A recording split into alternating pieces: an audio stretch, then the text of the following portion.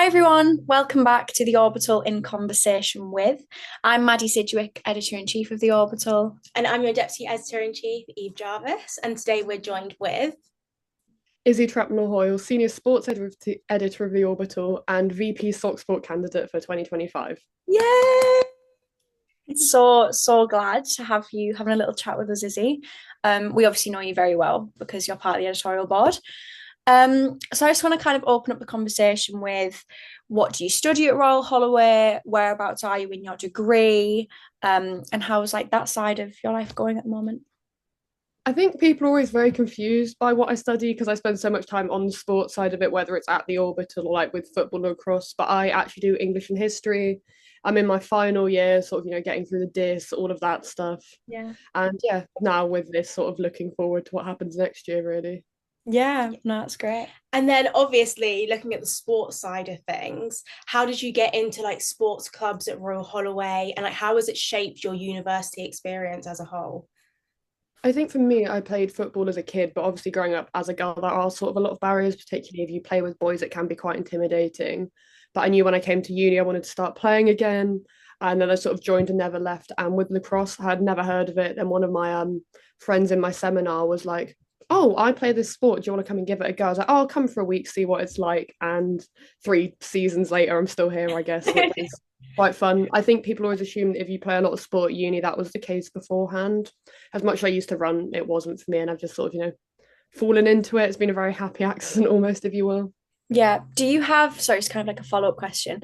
Are you on any like sport committees or anything like that? And how does like that side of it work? I know you do a lot of photography and stuff.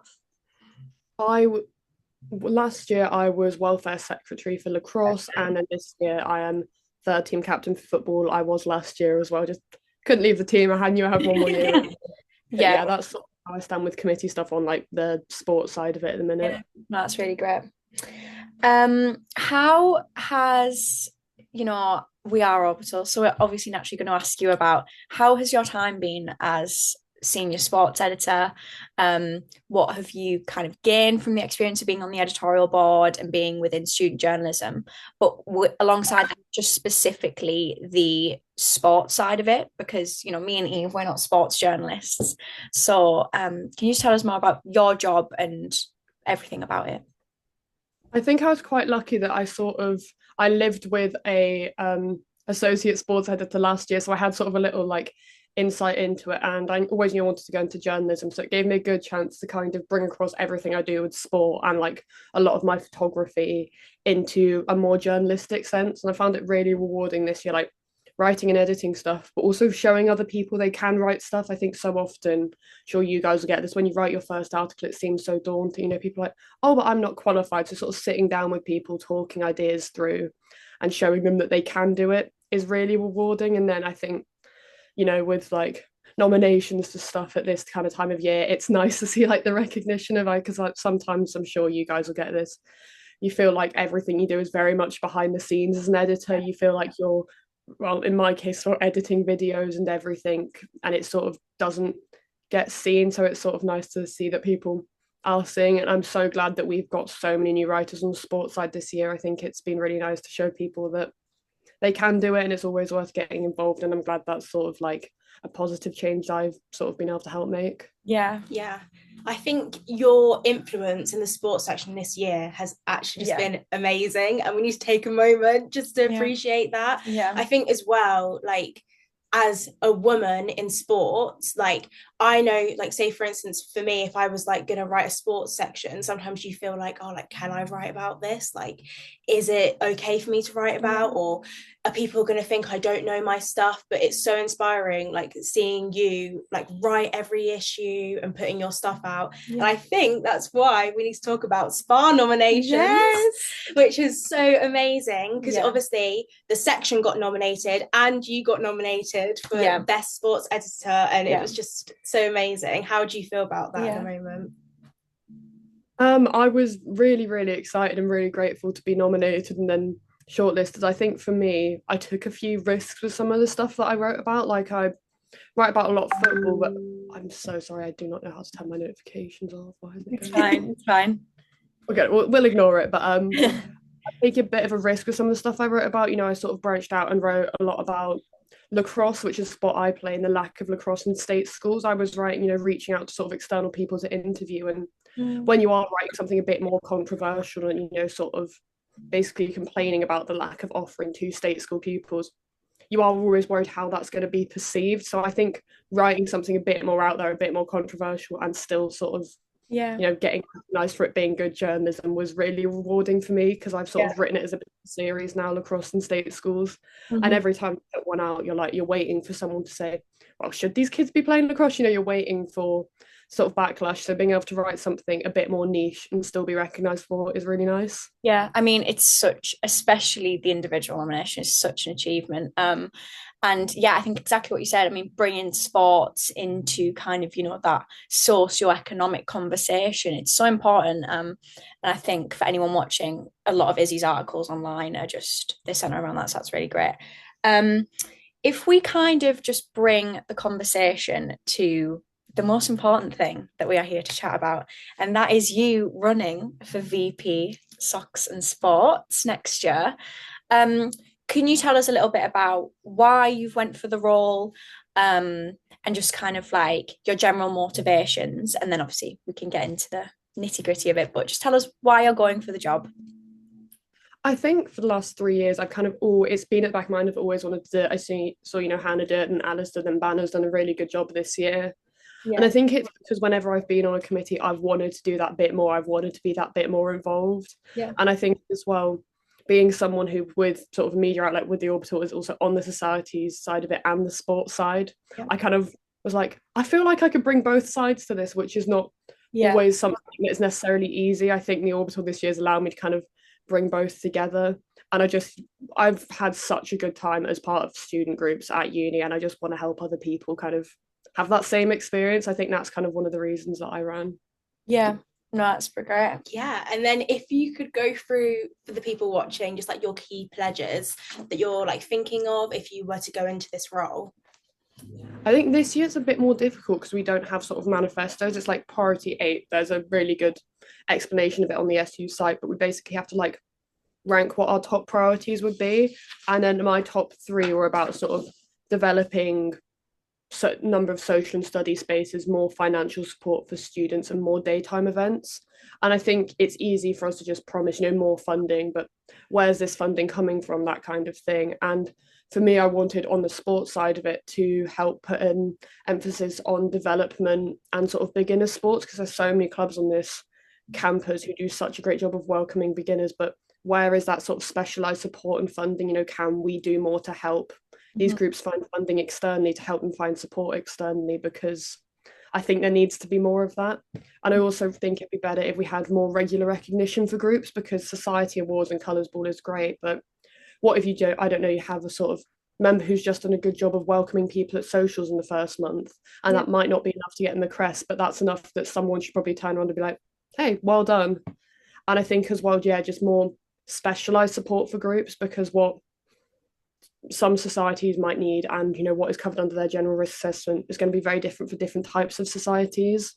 So I think maybe having more specialized drop-ins or opportunities for different groups to discuss what they need, because it is different.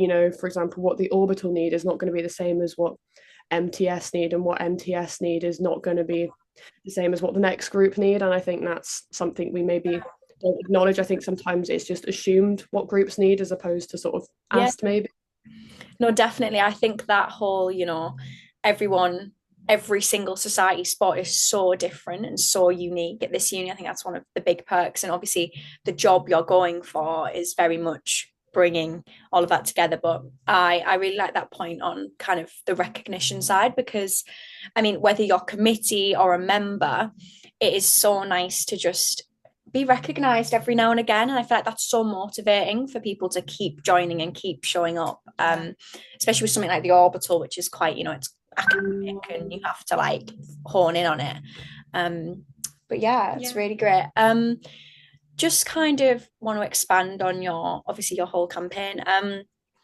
Why should people vote for you? That's such a big question, but why fundamentally should everyone at Royal Holloway vote for you for their next VP? I think because I'd like to think that I'm not promising anything insanely ambitious. If Yeah. you sort of look at my pledges, they're all backed up with sort of evidence and logic of how I'd get there. And I think that's a really big thing people should consider when voting. I'd like to note as well, it's ranked choice voting. So if I'm not your first candidate, that's fine. But if you're looking for a second, put me on that list. And I think I want to make realistic promises, but I also think what I bring to the role is that society's and sports side.